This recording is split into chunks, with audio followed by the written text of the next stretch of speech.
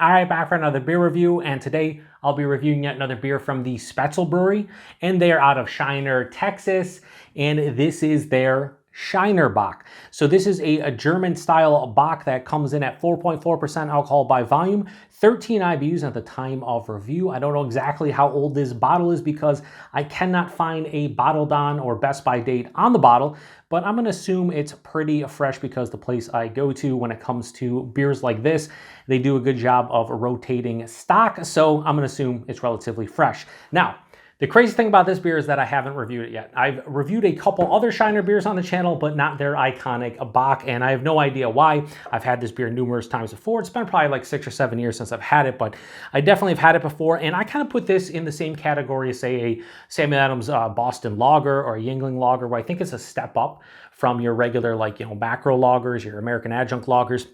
I've always enjoyed this one, so I figured, why not finally give it a proper review? They do have a small spiel here on the back that I'll read. It says, every drop of Shiner beer is brewed in Shiner, Texas, population 2,069, by local craftsmen who take pride in our little brewery and our classic Shiner Bock. This American-style Bock has a clean flavor and a slightly sweet finish. We hope you enjoy drinking it as much as we enjoyed making it. And they have a little spiel at the top talking about, the style itself. So anyway, I can't wait to give this a proper review. I don't review a lot of the classic beers, even the classic macro beers, just because I feel like, so many out there, so many people out there have had, this beer. They've had, like, I just picked up Labatt Blue, and I'm going to review it, but I feel like so many people have had Labatt Blue.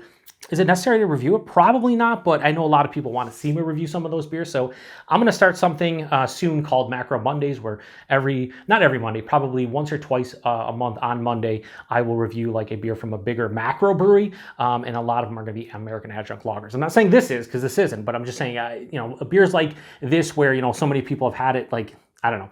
I don't feel like I should review those, but I'm going to. Anyway, I don't know. I'm going off on a tangent. So yeah, that looks like a Bock, although it did have about a finger of a bright white head that is now dissipated to a thin film. Lots of carbonation, has a beautiful amber kind of glow to it. Hold up to light. Yeah, that looks like a Bock through and through, crystal clear. Can't see through it. Let's get a nose.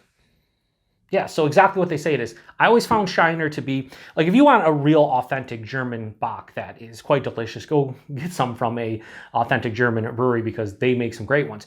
This, to me, has always been one of those, like, more drinkable, lighter, less flavorful Bocks, so you could drink and session a lot of it, especially at 4.4%. I feel like more Bocks are like in the mid-5s in terms of alcohol. But yeah, I've always enjoyed this one from a drinkability standpoint. But the flavors are nice. You got a little bit of like toasted malt. There's a touch of caramel and toffee. Maybe like a red apple core. There's a slight earthiness to the hop character. Definitely smells sweeter. Yeah, just very easy going in the nose, but the flavor's there. Like, smelling this compared to like a macro lager, for me, I'm going to pick this all day, every day. It just has the little bit more of that malt character that I'm looking for in a beer in general. But it doesn't smell like bad or anything. It just smells pretty damn solid. I mean, now let's get into it. Cheers, everybody.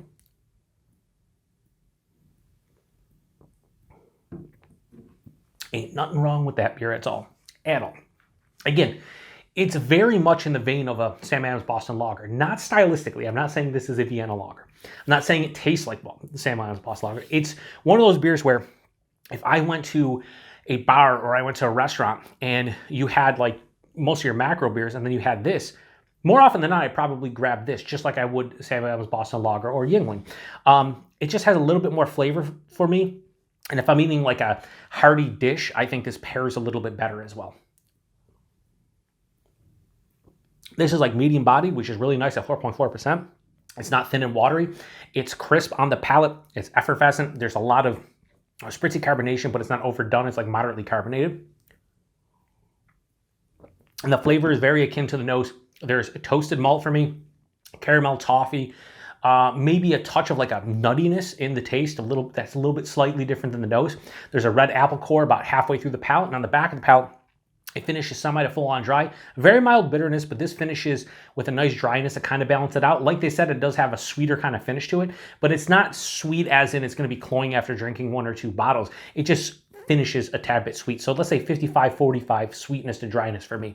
Like, it just has a little bit of more sweetness than anything else. There's a touch of like an earthy hop character on the back, but again, very minute. Super easy to drink, 4.4%, you can't tell. Yeah, I could throw back a lot of these and have absolutely no issue doing it. In fact, I will say this, I'm always honest. I think this is better than I remembered. My palate is in a way different place now than it was, say, back in the mid 2010s. When I first had this, I didn't have a huge appreciation for lagers in general. And over the past couple of years, I've really started to like Helles lagers, really getting into Pilsners as well. And that's something I never thought I'd say. And more specifically, Czech-style dark lagers are something that I'm really enjoying. Not that a Bock is a Czech-style dark lager, but I'm just appreciating the darker lagers more so than I did in the past. And I think maybe this beer is resonating with my palate more so than it used to. So I'm really digging this more so than I thought. And I tried not to go into any reviews with preconceived notions, but I felt like, okay, this is just going to be solid, kind of like most of the beers, again, within this realm. And I think it's better than that for my palate. Now, stylistically, for like a German-style Bock, it's not as strong as most. This is like a lighter German-style Bock. So I don't want to do a stylistic rating because I just don't feel like this is exactly like a German Bock should be to a T. But I will say personal preference, I used to give this beer like a 3.5 at best. I'm going to go a bit higher with this time. So Shiner Bock from the Spoetzl Brewery, I have absolutely no issues whatsoever giving this beer right here a high 3.75. I'll go 3.8 out of 5. I think that's a pretty good score for what I'm drinking. If you look at like a lot of the so-called cheaper beers or beers that are easily accessible that you can drink, like even like the Jenny Cream Ales of the world, which I say is my go-to crusher, I think this is more flavorful than Jenny Cream Ale. I would put this in the same realm for me as like a Yuengling Lager, where I like the darker kind of flavors that aren't too overblown, but just kind of work better for me. So anyway, price point availability is going to be different wherever you are, but I will say this one specifically in my neck of the woods is either 10 to 11 bucks six pack, depending on where you buy it. And availability, it's pretty much all over the place here in Buffalo, New York. And I'd imagine they get pretty good distribution throughout the U.S.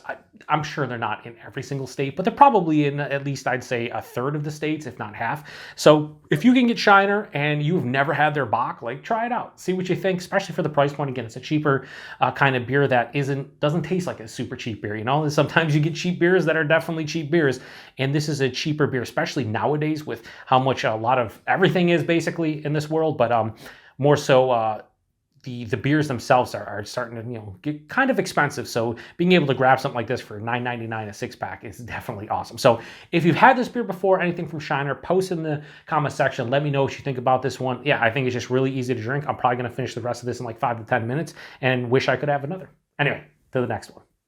Cheers. Oh yeah. Later on this month, I do have their Trail Ale, which is an ale that's brewed with like 5 or 6 different ingredients. It looked kind of unique. I never saw it before. I grabbed it. So I'll try to review it by the end of this month or early next. Cheers.